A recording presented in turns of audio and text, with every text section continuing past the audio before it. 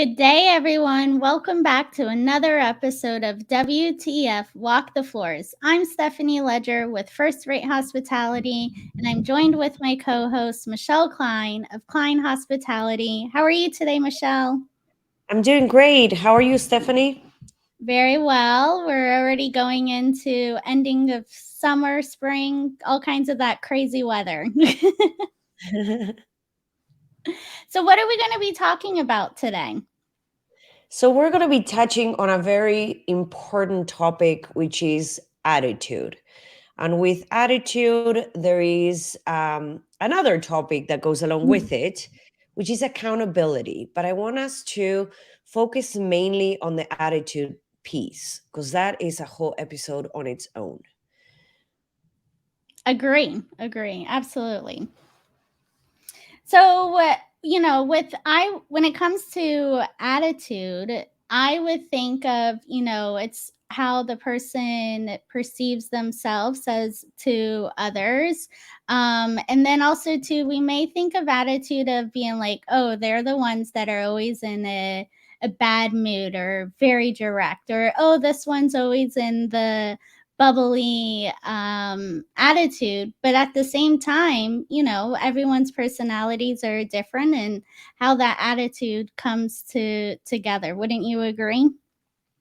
Absolutely, absolutely. And what you just commented on, Stephanie, leads me to looking at dissecting a little bit what is attitude and why is it so critical and important when it comes to leadership, right? Hmm. So attitude is forged by a series of beliefs and feelings that for the most part these beliefs and feelings they determine how people will perceive the environment that they're in, and it is such attitude that will lead eventually to a specific behavior or an action, right? So, with Yeah. that said, what is very important to note here is that as leaders, it is our actions and our feelings and the moods that determine the way we're going to act, we're going to feel, and the mood we're going to have towards others around us, right? So it's important that we keep the way we feel and the way we think and the way we act in check, because it's going to spread with those people around you. So I want to say that maybe if we look at perhaps one word that could describe it, maybe it's mindset, right? And we Yeah. hear about mindset these days a lot. So why do you think attitude is important for achieving success? I would have to say it's I mean, when you're having that negative attitude, it's bringing everyone down. The motivation isn't there. The mindset, everyone's in not in a motivating mindset either. And when you're having that positive attitude, even though it's those tough days, say at the front desk of, 200 checkouts and 200 check ins and late checkouts because they're all on American Express packages where the guests are staying late. But if your attitude is saying, all right, guys, we can do this, and kind of being that cheerleader, I feel like also too then goes on to the team of feeling that they can achieve the success for the day, even though we know that it's not the best fun day because it's a hard, difficult day, but really trying to being on a positive mindset and being like, look, once we do this, it's a big group. They're in house for 3 days. And now we can kind of be able to coast those next 3 days while they're in all of their meetings. Absolutely. I like to say that attitude is important because it influences our ability to move through the world, right? Yeah. How the day is going to look like, it'll be very much dependent on how we position ourselves from a mindset or an attitude perspective, right? When we have on our training, we touch base on this, the fact that sometimes you have a team member that either they don't believe that they can do it, or they don't believe that they should be doing this, or they think that is someone else's fault that this or this ended up happening. And those different attitudes are the ones that do not allow us to move forward and reach our goals, right? So it's a positive attitude, like you were saying, that will help us achieve measurable success in both the personal and professional life equally. So, with a positive attitude, we can successfully motivate employees to overcome obstacles. Maybe they're facing obstacles. And it may also determine the way that they see the world around them. So now they feel empowered, they can do this. And, I just went through this. That was so difficult. I wasn't able to turn the house on time because I started the day with minus 10 team members, or for the front desk, you start the day oversold by X amount, right? So the way that we allow or that we assist our team members to overcome those obstacles is going to determine the way they go about their day, because it's going to help them change their attitude as well, right? The moment Absolutely. are successful in overcoming those obstacles, that's when they feel motivated in order to be able to continue to move forward. Yeah, well said. And in talking about that um motivation and improving of the performance, I mean, can you think of any situations where you've seen the attitude actually improve on the performance? Absolutely. It it's very well researched and proven that positivity increases our ability to think creatively, to progress in our careers, to cope with challenges, to work with other people. 100%. So it can reduce absenteeism. It can stabilize turnover. It can lead to more satisfied and productive teams. You're going to make sure that you start hitting those goals or those numbers, those KPIs, in order to move the needle. So 100%, in short, it's an essential ingredient to success for sure. What do you Absolutely. think? You touched on the point with the turnover. So, we're still hearing the staffing and consistency going up and down, but there's tons of articles that have shown that the worker usually isn't leaving just for an extra, 50 cents or a dollar. There's a lot of other things where they're not feeling that support, that positive teamwork department. And if they're feeling the value, they see the value is higher than just going to the next hotel for the dollar. And I think that's really where the leaders really need to look at saying, okay, I may not have it in the budget to be competitive with the wages across the streets or in their city or area, but you know what, we can be able to put the investment in training, in motivating the employees, making them feel successful in their own roles that they're doing. And, those things of just really creating that positive attitude in the department can help eliminate so many other problems. And what an incredible opportunity for that leader to actually impact the entire operation, with that said. Yes, Yeah. absolutely. So one thing that a question that we get asked all the time when we go in and we do our training is, does attitude improve performance? Does attitude have anything to do with, having good performance or lacking good performance? And I have to say that generally, team members with good attitudes have stronger performance. And team Yes. members with poor attitudes usually exhibit less than superior performance. At least this has been my experience in the last 20 something years that I've been doing this, right? I'm sure, Yeah. Stephanie, you can relate to this. So it is Oh, up yeah. to the leader to monitor employees' attitudes and address any attitude problems, such as maybe negativity or laziness. Because when we do not address these challenging behaviors, other great employees will start looking, and they will start feeling like there is no point on them doing good.